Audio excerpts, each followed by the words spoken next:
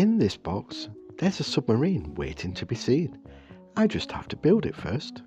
So, I'm going to make my own version of the Yellow Submarine inspired by the 1968 film, which was a musical fantasy adventure comedy that, when I saw it as a child, gave me nightmares for years to come. My name is Aaron, and you're watching Terrain by Aaron.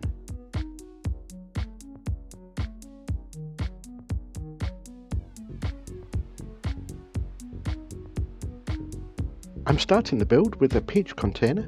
I'm just going to sand down the plastic to take the shine off it so I'll have a better surface to stick greeblies onto later.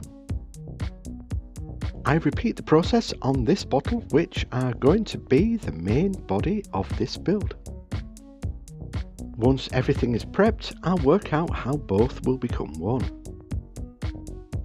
And the easiest way to do this is by cutting a hole in the lid of the peach container so the pink bottle has a better attachment.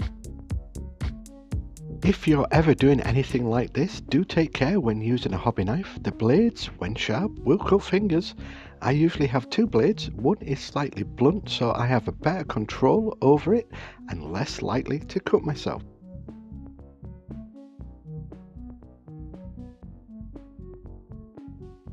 Now that we have a snug fit, it's time to see how it looks on the peach container. Recently, I've had lots of questions about what glue gun I use.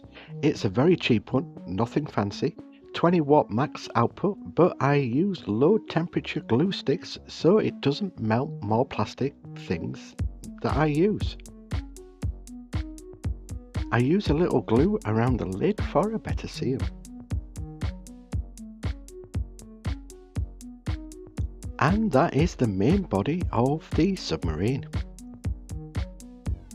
Because I don't trust my gluing skills, I'll add super glue around the join and sprinkle baking soda onto it to make sure nothing comes away. From my box of bits, I found a small container that I'll do a little surgery on and cut the lid off. This will become the sail of the sub, which is basically the tower-like structure that houses the periscope bit. I'll use this bottle lid and this from the bit box to fashion a quick engine. I just need to nibble down some of the plastic and then slide that into the lid.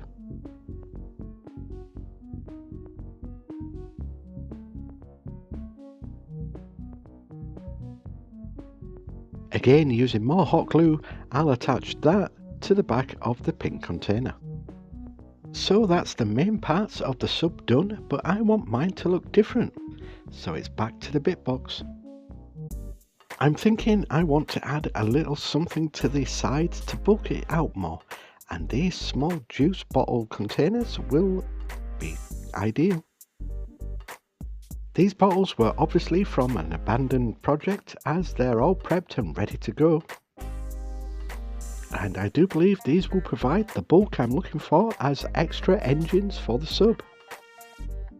I'm going to add a chunk of foam so I have a better surface for the bottles to stick to.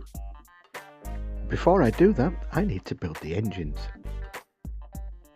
Now these engine bits came from a toy I stole off a child. I didn't really.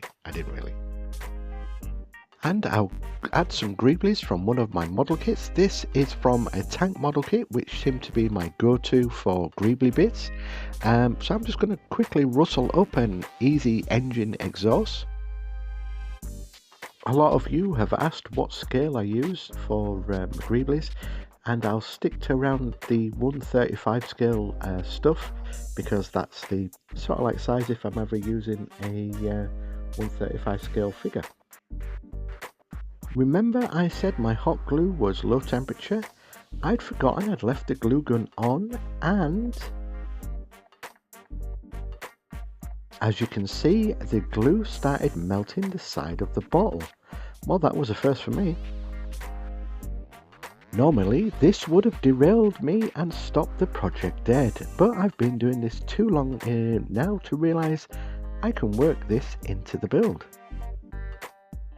To try and hide some of the mistake, I'll use some sprues and a little greebly magic to help disguise my boo-boo. It's not going to be perfect, but I don't have another one of these bottles, so I'm just going to have to try my best and hide this.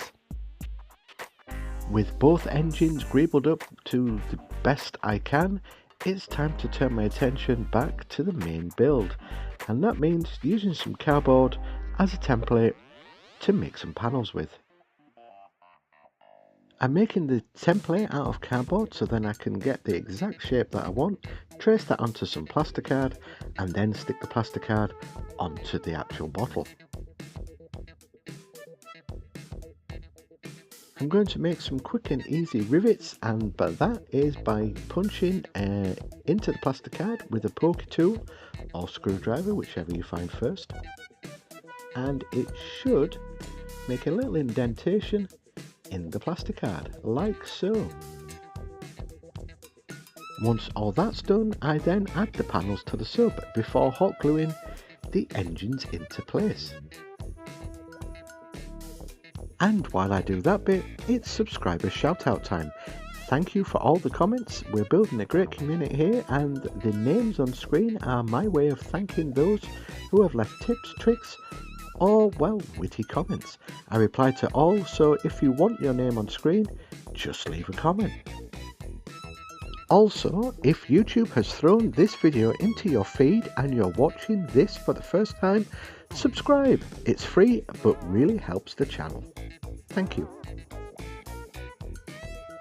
I'm just going to make a little quick and easy periscope from some greeblies and the top half of the pew pew bit that sticks on the front of the tank.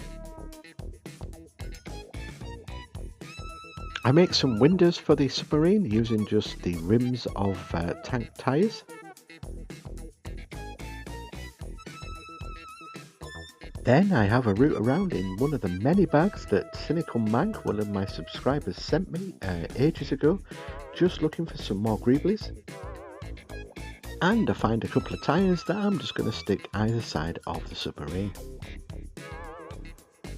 It's time for the periscope to be added to the top, before adding some more plasticard and bits and pieces.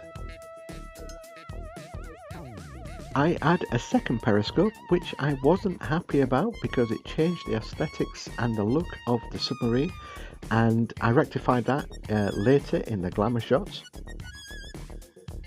Beads. While the other half is out, I'll just borrow some of her beads. I think these are for nails. I'm not quite sure, but hey, they're going to work as rivets for my submarine.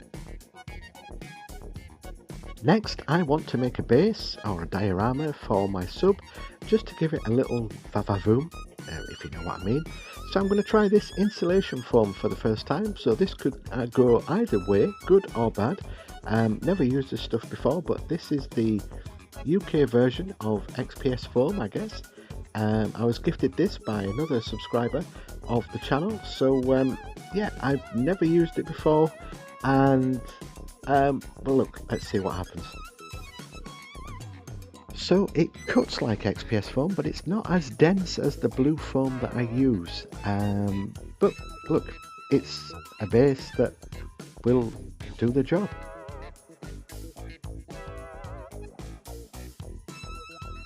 I mix blue acrylic paint with Mod Podge to seal the foam, and then again using more items I found in the other half's cupboard, I have some cotton buds I'm going to try and make waves with. And while I pull apart cotton wool, it's time for the code word. If you're leaving a comment for this video, put the code word in your comments so I know you got here before skipping to the glamour shots, and the code word is Blue Meanie. Please also like and subscribe to the channel. I appreciate it ever so much. So my thinking with this cotton wool is put down some glue first, then stick the cotton wool on top, then add some more glue just to push it around the base. That's how I think waves could be made. So while the cotton wool and the base dries, I'll take the sub outside and spray it white because yellow goes on better over white, as I've learned many times before. And there is the not so yellow submarine all primed up in white. I'm using Vallejo airbrush paint, just mixed with a little flow improver because I've noticed that my airbrush isn't as powerful, so it gets clogged up sometimes. So with a little bit of the flow improver, it helps disperse the paint over my models. And this took 4 coats to do. But it was worth it because it came out the exact colour that I wanted. So now what I'm going to do is I'm just going to paint some panels a slightly darker yellow just to sort of replicate the cartoon version of the Yellow Submarine. I also paint some of the engine bits black, and then I can go over that with a dry brush of silver. I paint the windows blue and other little bits red, just in keeping with the cartoon colours from the Yellow Submarine movie.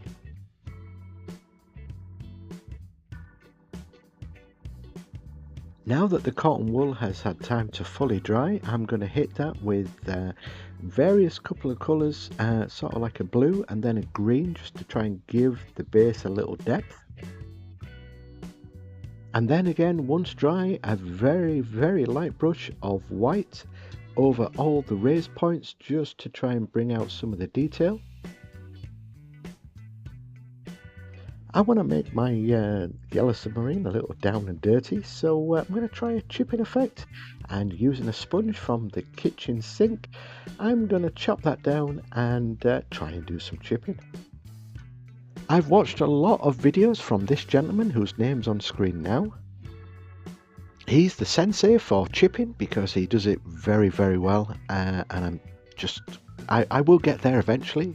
Just for now, this is sort of like, let's say it's the start of a process and a journey for me and chipping. So as you can see, I'm just going to go around all the submarine, just trying to do this chipping effect. After all that's dried, I'm just going to go along with some metallic on a very dry brush just to try and get some of the highlights, and then I'm going to hit it with some weathering powders to make it look even more down and dirty, and then it's on to the glamour shots. So as always, thank you for your time. I appreciate all your support the channel's getting. Please drop a comment or email if you have a bigger question that you want to ask me, and until next time, may I present my version of the Yellow Submarine.